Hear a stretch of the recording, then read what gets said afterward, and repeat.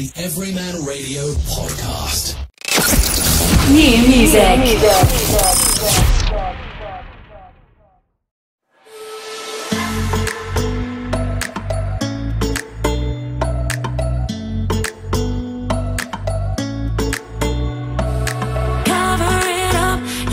To play your own game, cover it up, don't let them know what you're thinking. I bet you never tell them how it feels. I bet you never even try to be real. You won't go fooling me twice now, baby.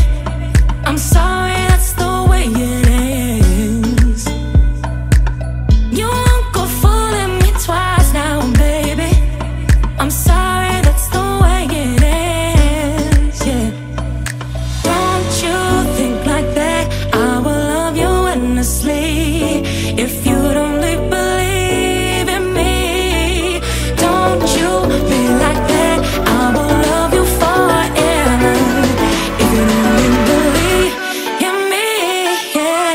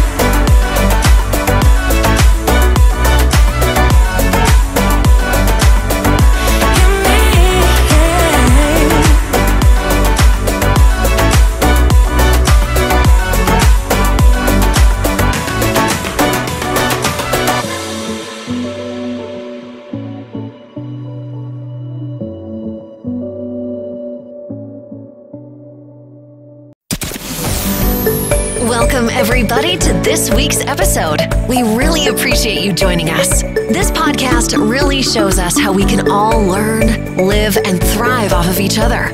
By sharing our knowledge through our conversations, we will impart some knowledge whilst learning ourselves how to progress even further. Here is your host.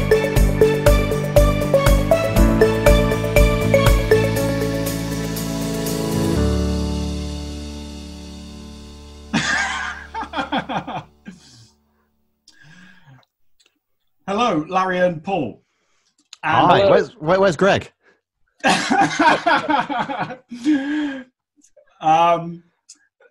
Yeah, and Greg's hiding, of course, and Greg is a mythical character in a email correspondence chain I misread, and the fun commenced. And yeah, welcome to Everyman Radio. Thank you for having us. Oh, you're welcome. You're welcome. So I saw the one of the videos on the YouTubes of I forget what it's called exactly. Corona. Was it every COVID briefing ever? That's the one that most people seem to have seen. That one, yeah. Yeah. It was very good. Very, very enjoyed it, and hence my reaching out to you and my wish to interview.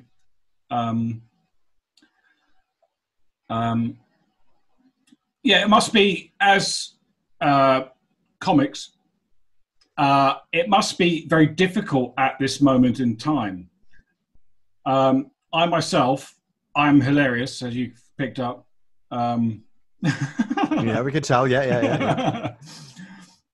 So I have tried a couple of times over the years to do stand-up comedy, and I was in the process of finding open spots to actually do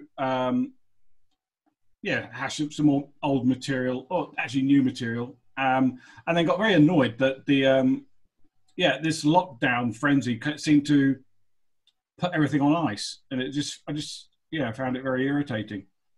How are you coping with it? Well, thanks. We tried to find ways around it, and try to create stuff separately, and ideally do stuff that says something about what's going on at the moment. So we've kind of found it an unusually creative period. And weirdly, I'm not really missing other people. I'm kind of enjoying things being on ice for a bit. Personally speaking, I can't speak for Larry, of course. Well, you hate a lot of other people, don't you, Paul? So it's, this has worked out quite well for you. But we don't do a lot of live comedy, so we have done some. But so in that sense, it's not sort of like our bread and butter has been taken away. It has made things quite interesting in that we've had to come up with some unusual sketches and figure out how we're going to film things in a responsible or socially distanced manner, or something that is fairly regulation at the moment.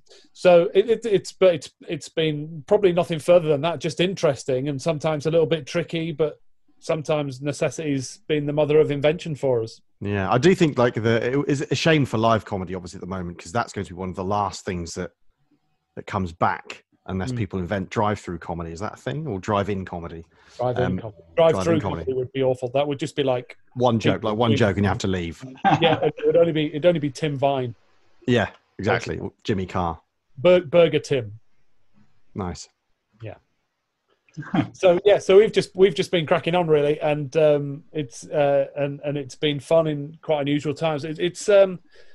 Were you sort of alluding to that it's difficult to find things to laugh about at the moment, or?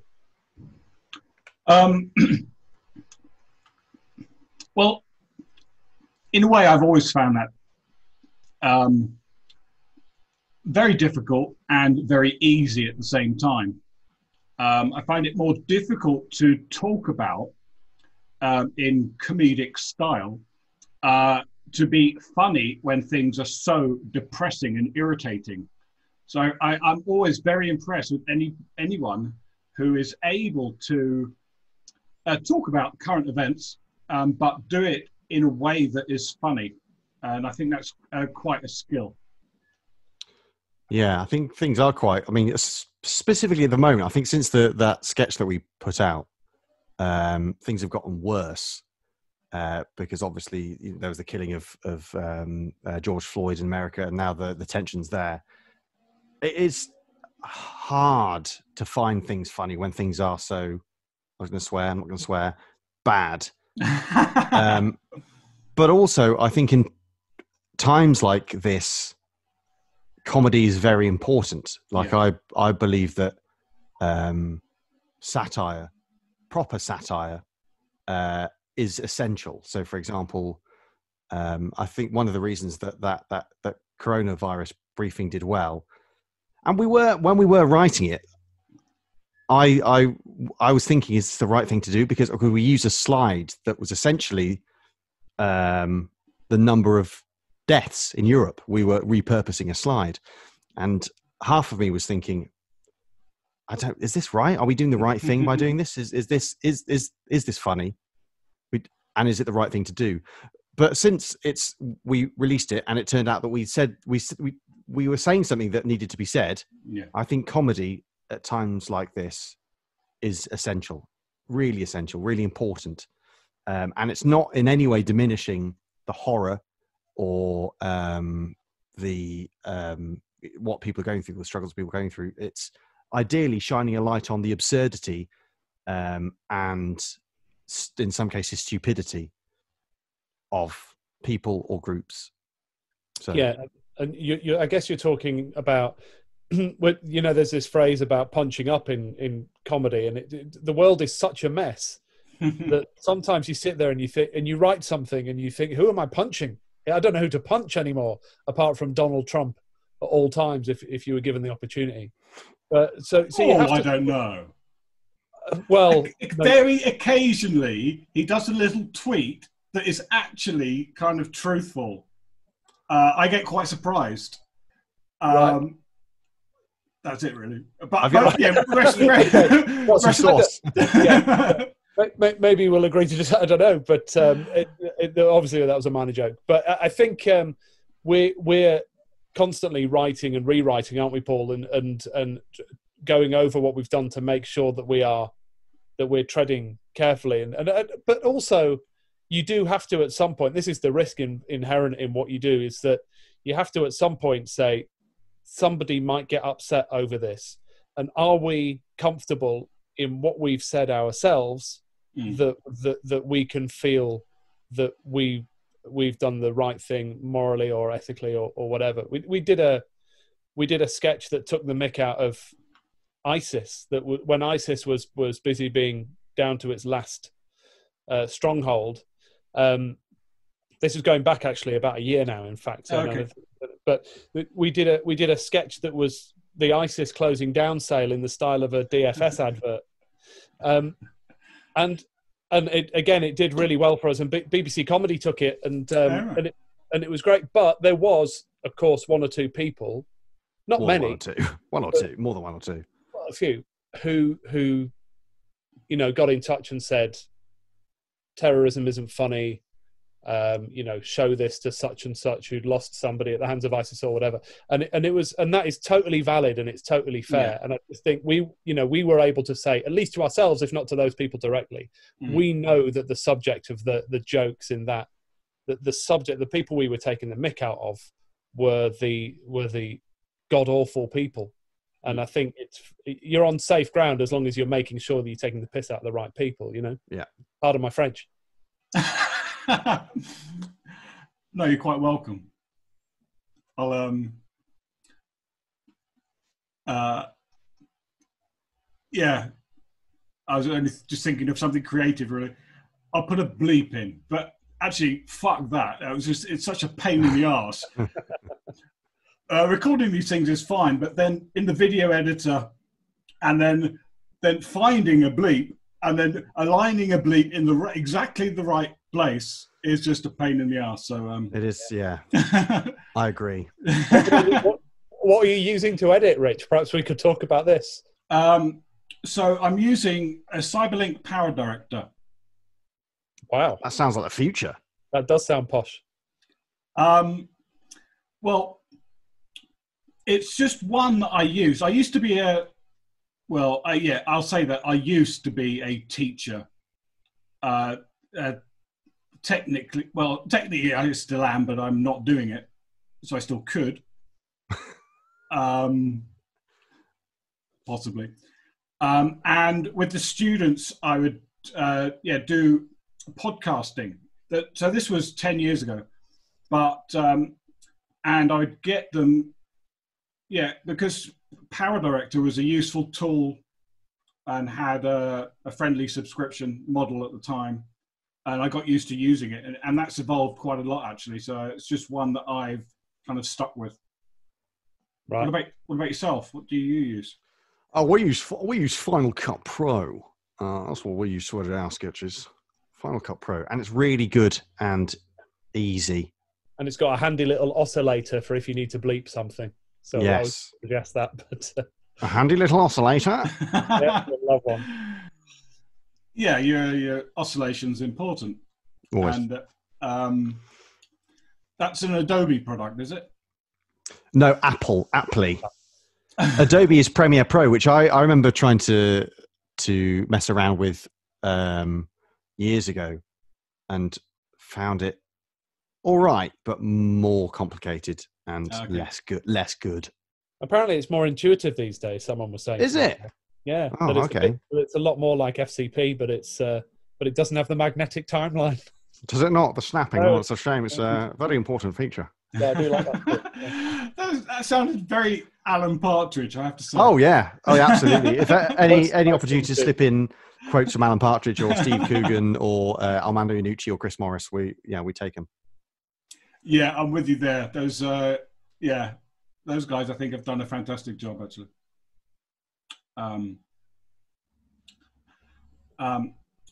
What do you think of the current comics around at the moment? I find it difficult, really.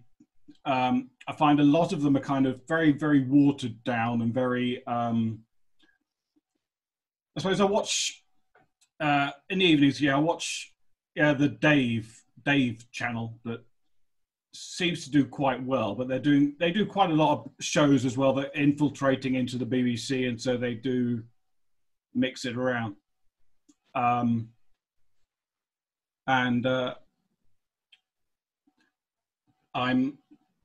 going off the plot a bit. So I did used to like Have I Got News for You? And I thought it was quite good, sort of political commentary. But then I just got irritated that there was so much that was left unsaid about things, and no one would actually be very truthful about what is actually happening. And it was almost as if these guys become just part of the machine. I just found that very frustrating, and it's kind of obvious in a way that the actual kind of, to have actual independence and be able to say what you want and speak your mind is incredibly difficult. And it's just made harder and harder by the Facebook, Googleplex, Silicon Valley censorship, which is on fire, really. I just find that another thing that's totally irritating. How the big IT companies take political sides and really cut what they can to get anything truthful out. I don't know. What do you think about that? Do you think they're responsible for the output of Have I Got News for You? No. Right. Okay. Because I mean, they're probably two separate issues. The first one, I'll address. Yeah. Have I Got News for You? Did you watch the latest one where Ian Hislop? I mean, it's essentially a 30-minute Dominic Cummings rip, which was very enjoyable. And they're doing good job despite being in lockdown. But political comedy and that sort of thing is very important, especially at this time. Personally, I can't comment on the mega Googleplex Facebook terrorism. Larry? I think a lot about such issues, but it's probably not for a half-hour comedy podcast, to be honest, to discuss. Yeah. No, you're right. I don't know, because there are, you will find arguments on. We found this when we have worked for the BBC for many years, and I was there as a journalist, and the BBC would tear itself apart from the inside, trying to be balanced, and it would make all sorts of weird decisions in the interests of trying to be balanced. Mm-hmm. But of course, whatever they did, the people on the right would say that they were bloody pinko Trotskys, and the people on the left would say... Australian. You bloody pinko Trotskys. And the people on the left would say that the BBC were Nazi sympathisers because they had the audacity to interview a Tory cabinet member or something. So I know all of that from experience is a bit of a nonsense. I have a sneaking suspicion that all this noise about Twitter and Facebook and Google is a similar sort of situation. I frankly don't see massive institutionalist or institutionalized socialism coming out of Facebook, as some people claim. I just don't see it. But then I don't know enough about it really to make a massive comment. But saying that, on the comedy thing, I think we're pretty much free to do whatever we want. And that's thanks to the democratization of broadcast, isn't it? And that's via the social media channels. But then, even though we do political comedy, it's funny because it's not sort of our first go-to. Like if we're watching comedy, we have different interests, obviously, but the comedy that I love is quite often just silliness or character-led stuff. I mean, obviously, we both love Partridge, but more recently, there's Mrs. Brown's Boys. You love Mrs. Brown's Boys, don't you? It's your favourite. Mrs. Brown's Boys. I love. In fact, I don't mind Mrs. Brown's Boys. Christmas special. Is Oh, really? I haven't really watched Seriously? it. I'm just being snobby. But no, but that's the thing. There's so much. There is a lot of snobbery around Mrs. Brown's Boys, and actually, Successful. It's massively successful, and they're all multi-millionaires, and they make a lot of people laugh. And I'm not saying that it's like brass eye level comedy. No. And I'm not saying it's always my thing, and I don't watch the series. But You have to appreciate it for what it is, though. yeah, you do. But I think there's some brilliant stuff around at the moment. I watched Stathlet's Flats on Channel 4, and I thought that was absolutely fantastic. Friday Night Dinner is very good as well. Friday Night Dinner, and I watched Intelligence with Nick Mohammed and David Schwimmer. I maybe need to give that another go. I thought that was hilarious. Really? There's some I good didn't. stuff. The thing that frustrates me a bit about it, the whole media or broadcast landscape at the moment, is that you never quite know where to find stuff. Like how many subscriptions do you have to have in order to make sure that you don't miss out on, this comedy, Quality comedy. or that comedy? I don't know. You just end up looking around hoping that you're finding something vaguely new. You just want the 4 channels again, don't you, Larry? You just want 4 terrestrial channels. But when things were great, in the 80s, when there was no guarantee of earning as much as your parents, that's when life was great. I'm joking, obviously. Important to say that. Yeah. Well, I agree with you. It was back in the day. It was. Yeah. There was so much that was. Yeah, when it was just 4 channels, it was very simple. You knew. Well, it was quite nice not having the choice, because now it becomes just an unbelievable collection of daft channels that you've never heard of and you occasionally watch maybe, but it does become confusing, I think. Yeah, I think there's good and bad in it. I just think there's that shared experience, and to use the example that everybody uses all the time, the Morecambe and Wise 17 million people Christmas special, whatever it was, it's that sort of shared experience that we quite often, if you go to somebody and say, did you watch Intelligence? And they say, did I watch what? Where is that? And you have to say, oh, well, it's on Sky Comedy, but you have to have a Now TV subscription. And then if you don't have Netflix, I don't have Netflix at the moment because I've switched, so I haven't seen Afterlife 2 yet. And I'm scum for not seeing that in some people's eyes. So that's the sort of downside to it, is that we're not all watching the same thing. But the massive upside is that loads of weird and unusual comedy gets made, like What We Do in the Shadows. Would that have been made when there were 4 channels, when there was just 4 channels? I'm not sure it would have. So ups and downs, pros and cons. Yeah. And so so Larry and Paul, which comedy duo do you emulate to? Maybe that's Laurel and Hardy. Well, any really, any good ones. So let me list some comedy duos who we either aspire to be like or have influenced us. There's Adam and Joe, Key and Peele, who we're insanely jealous of, who are very fine American comedians who we want to be the English version of them. Sorry, Key and Peele. Key and Peele, yes. You would know them if you saw them. So Jordan Peele is also a film director who made Get Out and Us. And Keegan-Michael Key is appeared in loads of stuff. He was in Moana, I think, sort of fairly recently. But they make like massive budget, incredible sketch comedy. It's well filmed, well shot, yeah. And also weird, enjoyably weird sketch comedy. Like, there's a sketch they do about the guy who's the ideas man who comes up with Gremlins 2. Have you seen that sketch, Larry? It's hilarious, like it's bizarre and brilliant. So them, I said Adam Joe, haven't I? French and Saunders, yeah. Okay. They're some of French and Saunders stuff, I just think will almost never be beaten. Their movie pastiches, I used to, I would just binge on those. Absolutely hilarious, fantastic. Are there any others?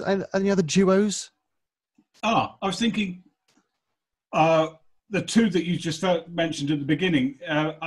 Made me think of Penn and Teller. Only because Adam and Joe? Yeah. Mm. Is that Penn and Teller are two Las Vegas comedians? Magicians. Are they sort Magicians. of Oh, sorry, magicians. I meant magicians, not comedians. Sorry, yeah, magicians. But they are comics as well. Yeah. Yeah. We need to learn magic. Adam and Joe is Adam Buxton and Joe Cornish, isn't it?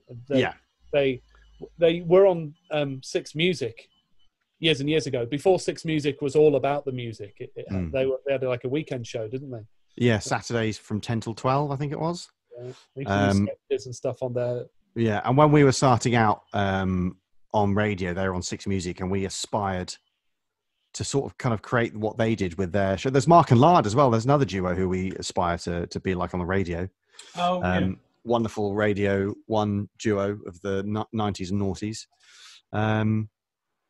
I mean, to mention Laurel and Hardy and to mention like the classics, I think of us would be disingenuous. To mention Morecambe and Wise would be disingenuous. Even though they're incredible, we're not trying to do what they would do. Yeah. I wouldn't say, despite them being excellent. Apart from what? Get rich. Get rich, brilliant. Second time Larry's mentioned money in this interview. Is it? Yeah. They're very rich. Yeah, can't help you out, I'm afraid. I can offer you I can offer you the chance to win a mug. A disappearing mug, it would seem. I know. This is something I don't know about Zoom. Yeah. Just the video. It seems to pick up human flesh, but as soon as you put anything... it assumes it's background, yeah. Yeah. That's why you need a good green screen, Rich. A lovely green screen in the background. That way you won't disappear from it. But you will take on the hue of an ill man. Yes. When I was first setting Zoom up, it does come up one of the settings. Do you have a green screen? And I was, yes, I do. Well, I've got this screen behind me. Is it green? Well, it's blue. So no. But I know it's kind of, you can, even though it's green, you can actually substitute the color. Yeah, potentially. Yeah. Chroma key, I believe, is the technical term. Stop showing off here. Yeah. Oh no, I like it.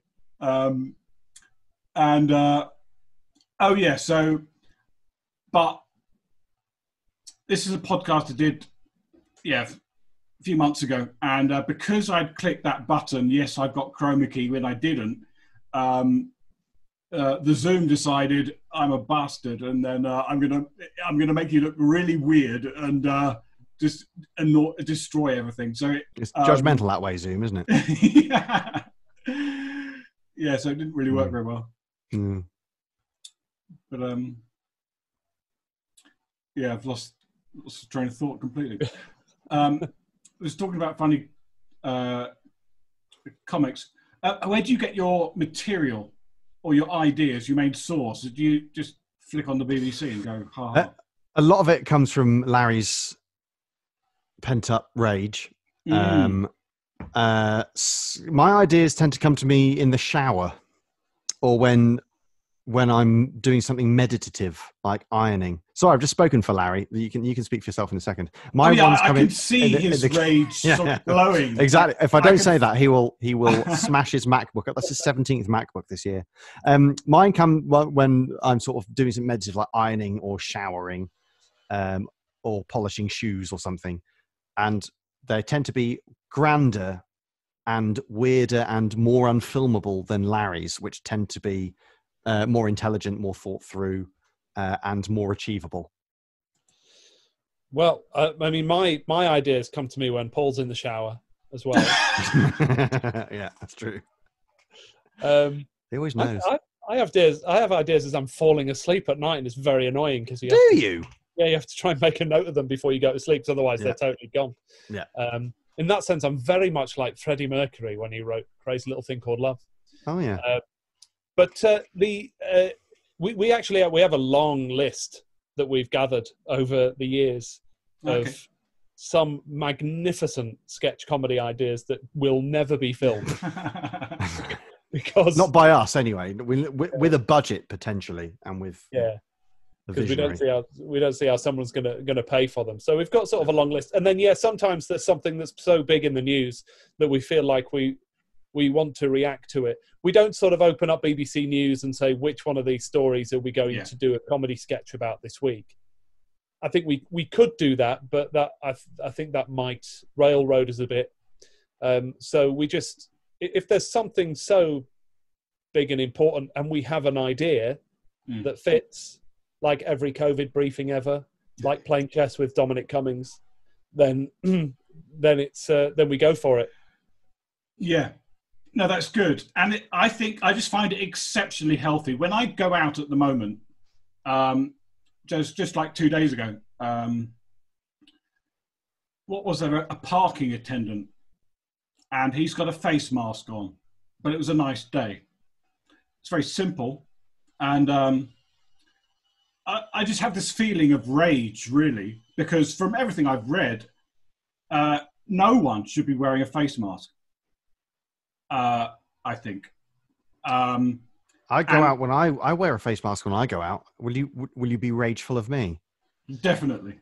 Where have you read that nobody should wear a face mask? Okay, I'm exaggerating slightly. Okay, right.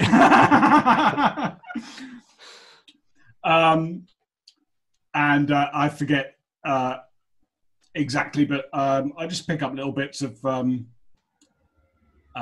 what I see as truthful, and that generally this virus that really shouldn't be called a virus because it's just, okay, I'm ranting.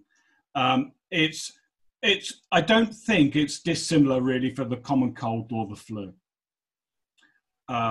Yes, it has claimed some lies, but then there's lots of question over how those are recorded, how the deaths are recorded, and there seems to be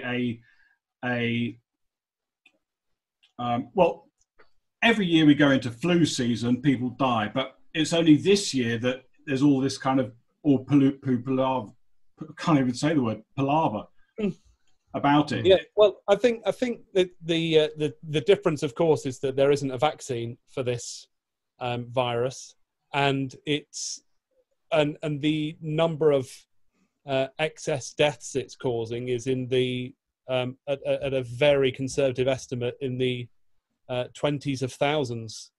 So it has killed a lot of people, and probably would have killed an awful lot more if we hadn't taken some action. Possibly you could argue would have killed a lot fewer if there'd have been different action, but I don't know. But as viruses go, it's shit. It's not like a proper Walking Dead zombie virus where you see it and then, that's a proper virus. That's a I can't remember seeing a zombie film in which you can see the virus. I believe all viruses by their very nature are invisible. If you could see the virus, it would be a shit virus. You could. Oh, hang on, there's a virus. Oh, I'm going to walk over here. I'm not going to get it. If you saw it, you could just stay alert and dodge it, couldn't you? Which is why stay alert makes sense if you could see the virus. Yeah, but as a slogan, stay alert makes no sense. Oh, God, I've got stay alert of the virus. Doesn't make any sense. You've said yourself, Paul, that you've been disappointed that that the end of the world came around in this way, and that you were hoping more for like a meteor strike or... Yeah, like it would be something more dramatic rather than a respiratory tract infection. Yeah, SARS infection. Yeah. I thought the apocalypse would involve less social isolating and home deliveries of food, and a little bit more like volcanoes springing up from nowhere and I think demons. We've got to be careful, not to understate what a serious moment this is for humanity. Yeah, and for the Earth. It is. I think from what I understand, it isn't like flu, because it's a different type of virus and no one has any defense against it. No, yet. And also it can cause long-term problems, and heart attacks and strokes. I think it's a lot more serious than flu. I think you need to read a little bit more about it, Rich. It sounds like you need to probably do a little bit more reading on it. You sound like my mother. I am. She's told me to tell you you've been very naughty. I don't know. It's not quite the alien invasion. No, absolutely not. No, it's not. But, I mean, it is a shit apocalypse, but it is a form of apocalypse nonetheless. I want my money back. Yeah, I agree. I want your money as well. So do I, in case I hadn't made that clear. Yeah. Third time. Shocking. Yeah. I'm a bit broke myself, actually. Damn. But as soon as people enter this competition to win one of these mugs, then that's when the money will start rolling in. Which mugs? Oh, that one. Aha, very good. This is beautiful. All mugs. Yeah. It is. Yeah. I'll have to wait and see. I don't know. What have you got planned in the pipeline, or is there anything specific coming up for you, or is it just kind of carry on? Or well, we do a weekly show, which was on a Friday, which has now moved to a Thursday, which is on youtube.com/LarryandPaul and facebook.com/LarryandPaul. Okay. And we use that as a vehicle to premiere our latest sketch, which we are currently writing, which we started writing today. And we'll make tomorrow. And we'll make tomorrow. And we'll put out on Thursday.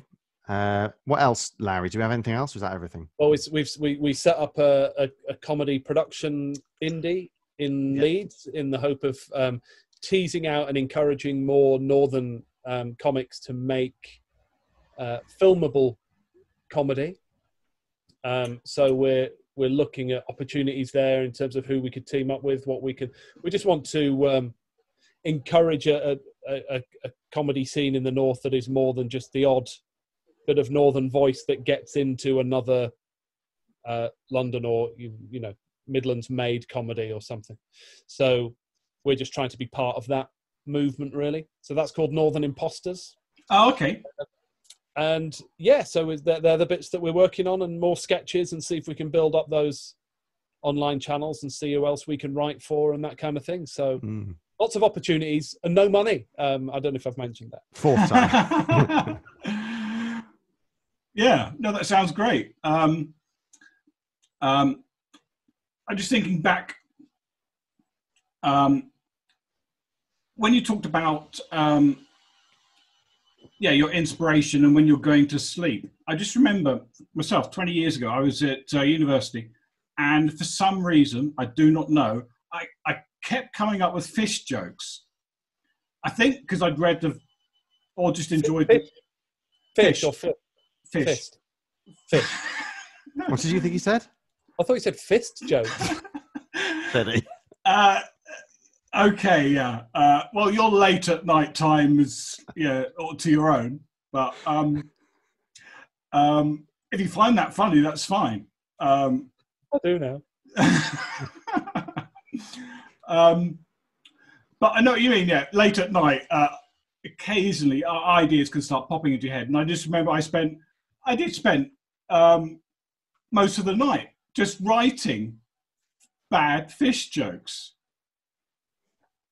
And that was I would like to say, if this is me in the future, and that was how I started this famous career. Yeah. Coming up with writing fish jokes in the night. Yeah. What's happened to them? Have you finished that now, or have you put them in a special place? In the freezer. Right. Oh God. Halibut, seriously. Seriously. Halibut, seriously. Where are they? I don't know. Oh, right. But they were on that level. Oh, God. It was just, just a load of rants, really. But the only reason I mention it was, sometimes late at night can be a very good time creatively. Creative, lovely. Were they puns? Were they fish puns? Yeah. Or were they? Yeah. sometimes puns are the best. Yeah. But the best thing, didn't we used to do a thing where we tried to, in interviews, when we had radio interviews, Larry, did we not try to squeeze in cheeses while the other person didn't know? We tried to get, I'm sure we interviewed S Club 7 and tried to get sweets into the conversation. Yeah. That's a vague memory. A distant bell is ringing. Yeah. Sounds Sounds good. It just reminds me of the working type people that do working jobs, but not saying comedy isn't a working job, but I mean kind of normies doing 9 to 5. The putting things into meetings is like an equivalent of that, where you would be. I think I used to do that when I was teaching. So we'd have these staff meetings, and I'd try and put a certain phrase into the meeting just to make it. Well, actually, I say make it. Because it was really only myself that found it interesting or amusing, because I was the only one who knew at the time. But anyway, it's just little phrases to stop me going utterly insane. And yeah, that's legitimate. I think it's important. Absolutely. Yeah. Get your kicks where you can. Yeah. Okay. No, this has been great. Thank you for having us. Well, no, thank you. Yeah, we finally made it, because I know the first time we tried, and I'd actually gone to Brighton, and I'd socially distanced. Yes, I hadn't worked it out. It's not a real virus, Paul. There's no need. That was a crazy place, though. Well, Brighton is, but I was there, and the sun was out. It was a lovely day. Sun was shining. And so just on the beach, and you just had a few people wearing face masks. And that's just moment I'm thinking, what? You're getting the most, helpful, beneficial, fresh sea air. That's nothing better for your health system. And you're covering it up with a mask. Why not just spitting around on people's mouths? That's what you should be doing, isn't it? Maybe those people just didn't like the smell of seaweed. Yeah, maybe they were just really, they didn't want to ingest any stray candy floss, which is a legitimate reason to wear a face mask. You find myself walking around fairgrounds with such a face mask on because I don't want that sugary goodness anywhere near my lips. But it's been wonderful talking to you, Rich. Thank you for having us on everymanradio.co.uk. No. It's everyman.fm, isn't it? Or something like that? Sorry. Everymanradio.uk. Everymanradio.uk. Oh, God, he doesn't even need the co. Yeah. We're straight there. Yeah. Everymanradio.co. Oh, shot dog at UK. Okay. No co. Confusing everyone. Yeah, sorry. No, that's quite all right. This has been fantastic. And we'll keep in touch, and listeners keep in touch, and keep track of your hilarious work. Interested on the work that you're coming up with, and wish you all the best. It's fantastic. Thank you very really much, good. Rick. And good luck. And wear a face mask. Wear a face mask in enclosed spaces, and we'll see you on the other side. Yeah, it sounds good. Cheers, guys. Take care. All right, mate. Thanks a lot. See you later. Yeah, bye.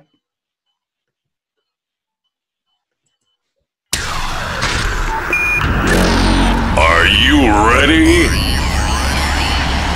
I'm saying, are you ready? Text EMR to 63333 to win an awesome Everyman Radio mug. And now it's time for some hilarious comedy on Everyman Radio.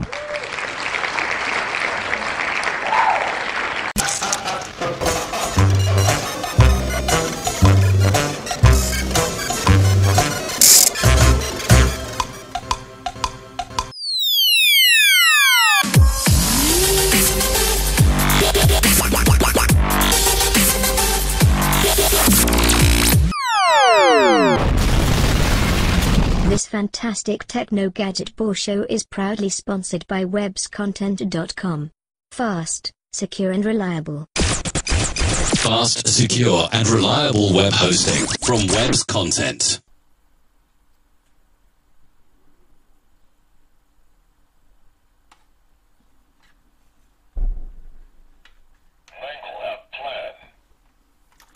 Yes. Hello, and welcome to the TechnogadgetBore show. In today's show, we are carrying on our exciting adventure into the masked operating system because no one got any votes, but it was Lion that has been voted off by default. And so we will see who is behind the mask of Lion. Let's find out.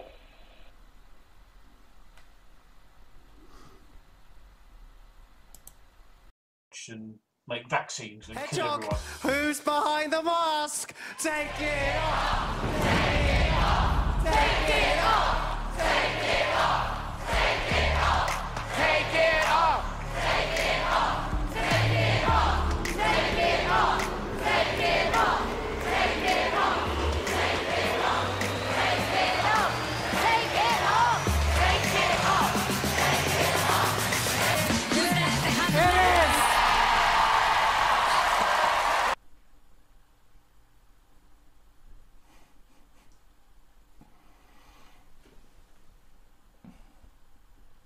Yes, it was me, Windows.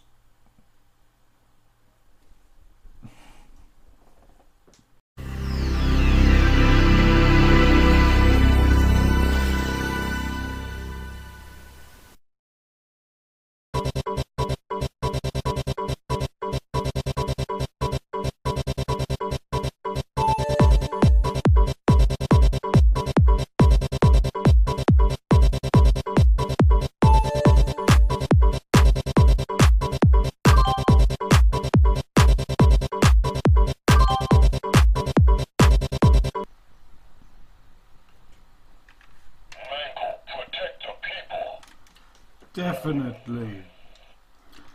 And wasn't that exciting? Who would have thought that it was Windows? That only leaves, well, you know who it leaves. But to find out if that does leave who you think it leaves, or another mystery operating system has been playing the role of Tiger. Be sure to tune in next week to the TechnogadgetBore show. Thank you for watching. Have a nice weekend. Bye.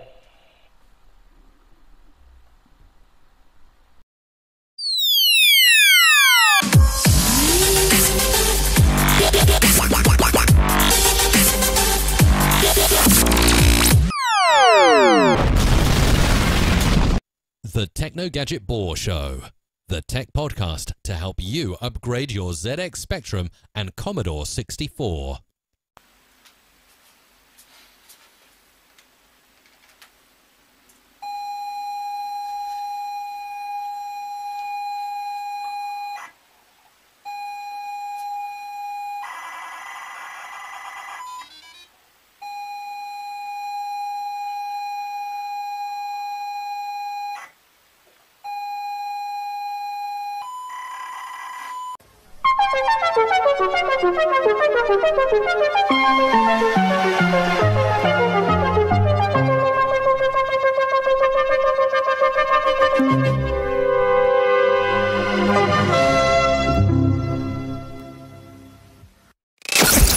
New music.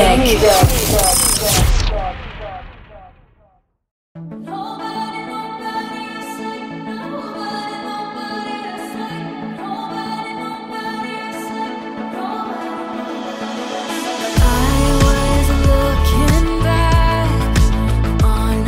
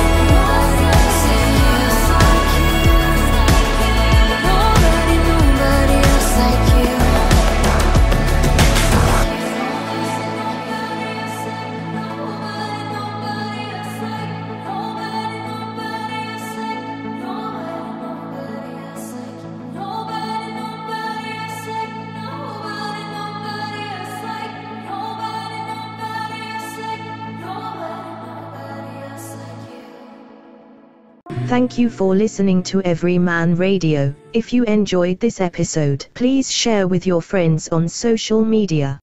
Goodbye.